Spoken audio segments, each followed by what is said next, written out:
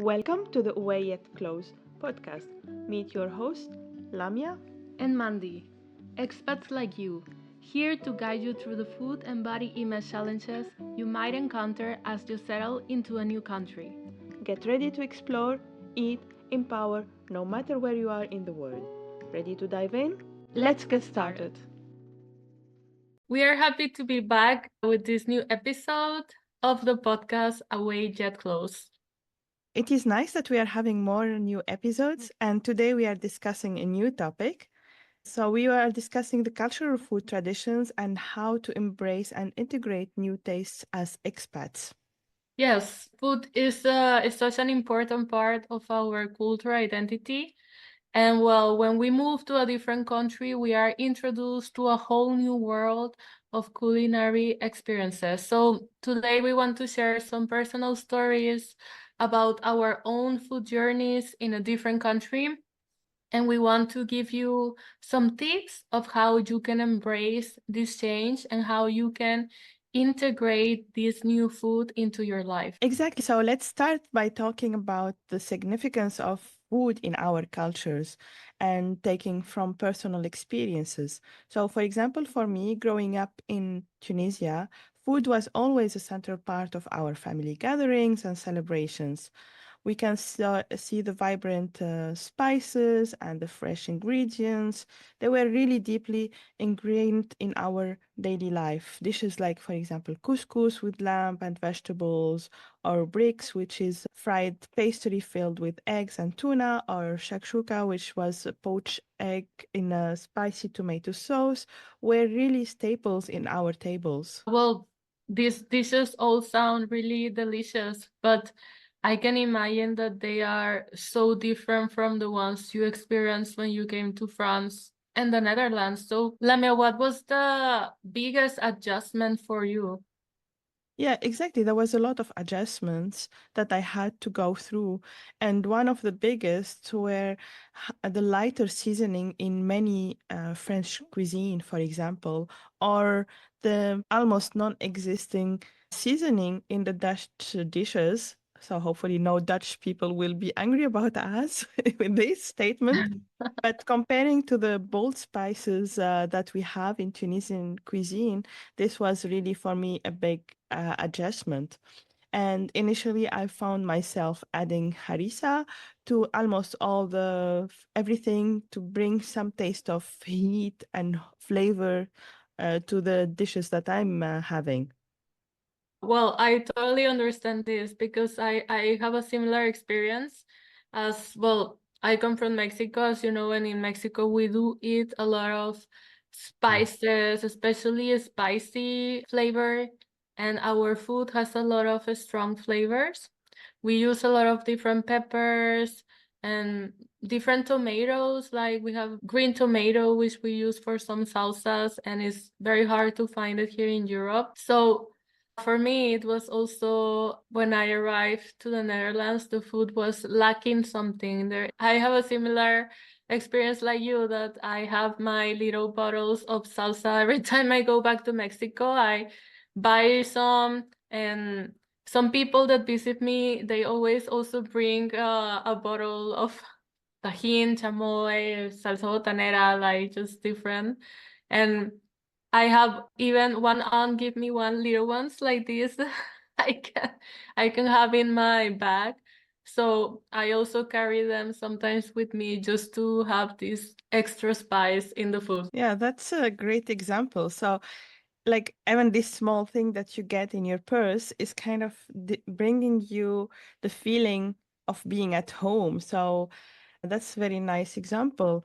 And it shows how different food cultures can offer us different kind of feelings of being at home and adding familiar flavors.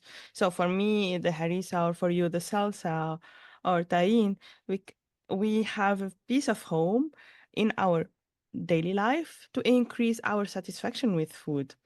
And another example is also my experience with Dutch fish, the herring. In Tunisia, we eat a lot of fish, but The raw herring was something completely new for me. It took me some time to get used to it, but now I look forward to eat it. Yes, no, for me, herring is still too foreign, but I do have experiences, for example, with the Dutch sausages. I had a friend who visited me and he told me if I come to the Netherlands, I need to get the hot dog from Hema, which Hema is this very Dutch shop where you can find many things, and some of them is their food. And I had never eaten it, and I went with him, and I actually really like it because I think I don't know, there's something about the combination of these sausage with the bread and the mustard. And now some days I'm just really like craving a Hema hot dog. Which is, yeah, is part of embracing these new flavors and making them also part of your daily life. So yes, discovering new foods can be very exciting and overwhelming both at the same time, because how can we start to embrace and integrate these new tastes, but also honoring our own cultural food traditions, because we also don't want to lose that. We don't want to just forget about it. How can we mix both of them? Yeah, this is a nice question to ask ourselves. How can we mix? How can we still honor our cultural food traditions? And one of the steps towards this is to approach new food with curiosity rather than judgment. It is easy to compare everything to what you are used to, but being open-minded can actually lead to wonderful discoveries. So, trying new dishes, learn about the ingredients, and understand the cultural significance behind them is one of the important steps. Yes, for sure. That's a very good advice, because it's very helpful to kind of have this experimenting mind to approach this new and different food. And once you do that, once you discover, like you did the herring, I did with this Dutch hot dogs, we can go to the next step, which is we can also try to blend. We can blend the old and familiar tastes with the new ones. For example, I started incorporating some Dutch ingredients into my Mexican recipes, and we do that here at my home with my boyfriend, and we call them the Dutch chicken. Also, we incorporate some Mexican ingredients to some Dutch food. We add salsa to, I don't know, some toasties, or we make some smoothies with also spicy ingredients, or we make some tacos with Dutch cheese, which is really good. So also, blending is very nice, it's interesting, and it gives you a lot of fun and delicious food. Yeah, how nice. This also probably helps you to feel connected to both the new and old homes. So I'm also doing something similar with my Tunisian spices. I add harissa, for example, to French dishes like ratatouille. Now also being married to Lebanese guy, I even make Lebanese version of incorporating spices and ingredients coming from the Lebanese cuisine. The blending of food traditions creates actually unique and personal flavors that represent my journey. And I do this for many dishes all the time during my cooking. Nice. No, that's really nice. And yeah, there's when you blend different cultures, there can be new dishes, maybe new recipes. That's also very good. And then another very important aspect is sharing the food. When you share the food with others, it's really a good opportunity to connect with people, to share about your culture and to learn about a different culture. For example, in my case, I have hosted Mexican dinners with friends, also with the family of my boyfriend, and they have really liked it. But also I have been to dinners with different foods, also at the house of my Dutch boyfriend, and I have get to know new Dutch dishes. And it has been really a wonderful way to just learn through the stories of people with the food, through their reactions with the ingredients. And it's a very fun experiment. So this is also a tip we want to share with you, to share it with other people. Yeah, this is nice to share and to host like your cultural food to the people that you care about in your new home. And I do also similar things. I host Tunisian dinners for my friends. I introduce them to dishes like couscous and brick. And I always tell them about also stories behind it and what we do it when we do it and what is the cultural significance of these kind of dishes because it's not just about food. And it's always a joy to see them enjoying the flavors and explain everything behind each dish. So, hosting also or attending potlucks where everyone brings a dish from their home country can be also a fantastic way to explore new tastes and build a community. Yes, for sure, and that's very important. It's also good to be patient with ourselves, to not expect that from one day to the other we are going to incorporate a new food, that we will get used to it, that we will be able to combine, because adjusting to a new place and to a new food, it takes time. And it's also okay if you miss your food from your home country.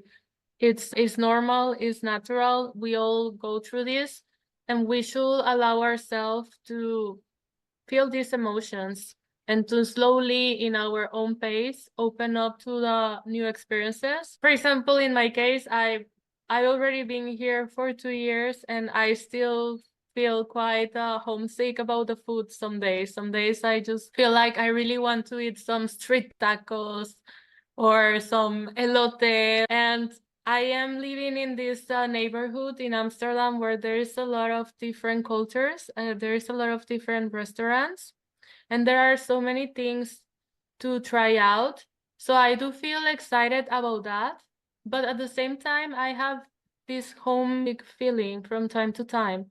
And something that we can recommend you to deal with it, that has helped me, is to share it with the people that you trust, to share these feelings, and also try to find moments to share your own food, like we mentioned before, because this will help you connect with the people from this vulnerable place. But sometimes we think being vulnerable is something that puts us in danger, but it's actually a very good opportunity to deepen our relationships with people. So we can use this as an opportunity for that. Yeah, especially when you feel nostalgic. Sometimes you feel like it's only you, it's only happening to me, but if you share it with others, you feel the sense of connection to the others also because they would have the similar feeling. And it's nice to share, then you feel like, okay, I'm also having the same issue or the same like feelings, and we can support each other and we can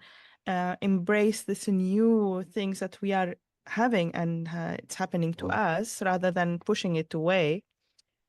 And yeah, as you said, also it's a process in general. It's not something that will happen in one day, but it's something that we need time to adjust to it, and we need to be compassionate to ourselves, gentle to ourselves, to know that this will happen and it's okay that it happens. And we need to remember also that food is not just about the food itself, but it's about the connection, about the culture, about the memory.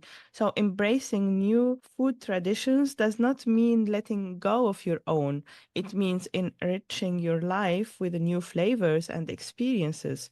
For example, for me, by incorporating now both Tunisian and Lebanese elements in my cooking, I've created my unique food identity that represents my personal journey and the different milestones of my life. Yes, and another example I was thinking about this topic about being homesick about your food is that one time I was feeling homesick and I got together with some friends to make some like Mexican nachos. And then like some months later, a friend who was in this meeting sent me a picture that she had made that for her friends, and she's from Romania.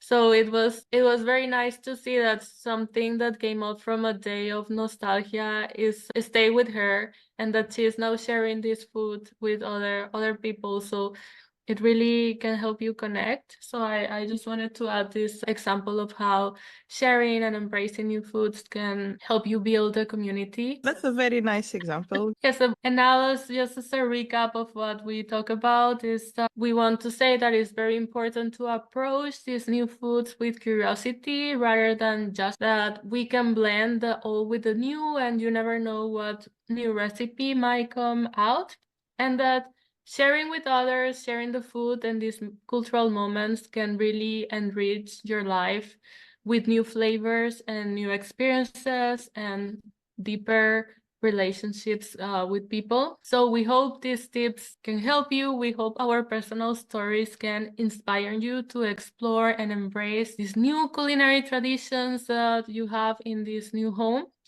and still honor your own cultural food. At the end, it's all about finding a balance and enjoying the journey.